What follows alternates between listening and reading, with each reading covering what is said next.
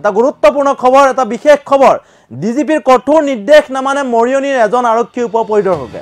ঘুচৰ নামত লাগে এতিয়া সুৰাৰ বটল।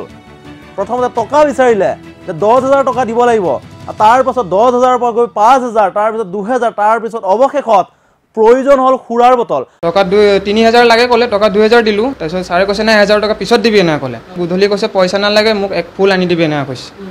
তাৰপিছত ছাৰ এনেকুৱাতো আপুনি কি খায়, মই যদি কম দামৰ হৈ লৈ যাব পাৰিম এনে ক'লোঁ। নাই বোলে মই চিগনেচাৰ ফুল খাওঁ, মোক এক ফুল আনি দিব লাগিব এনে ক'লে। আৰক্ষীয়ে জব্দ কৰা বাইক থানাৰ পৰা উলিয়াই আনিবলৈ আৰক্ষীক লাগে এতিয়া সুৰাৰ বটল। আৰক্ষীক সুৰাৰ বটল দিব লাগিব। যদিহে বাইকখন থানাৰ পৰা উলিয়াই নিবলগীয়া হয়, এতিয়া আৰক্ষীক সুৰাৰ বটল দিব লাগিব। এই ঘটনা সংঘটিত হৈছে মৰিয়নিত।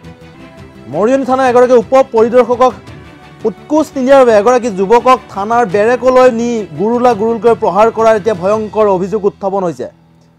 তাৰপিছত আজি ইমান দিনৰ পৰা ফোন কৰিলোঁ, 2 দিনমান মই ফোন ৰিচিভ নকৰিলোঁ। আজি মোক মৰিয়নি টাউনৰ সন্মুখত বাটা কোম্পানীৰ সন্মুখত লগ পাই মেলি, মই টমটম চলাওঁ, টমটম মোৰ বহি আছিলোঁ, মোৰ টমটমত আহি দম দি মেলি লৈ গ'ল। চকুত লৈ গৈ মোক ইমান মাৰিছে, মাৰি মেলি আজি উল্লেখ কৰিব লাগিব, এখন বাইক নিশা এঘৰ লোকৰ পদূলিৰ সন্মুখৰ পৰা তহলদাৰী আৰক্ষীয়ে উঠাই আনিছিল আৰু বাইকখন মুকলি কৰি দিয়াৰ বিনিময়ত মৰিয়নি থানাৰ এগৰাকী উপ পৰিদৰ্শক ৰাজেশ্বৰ বড়ো দাবী কৰিছিল 10,000 টকা।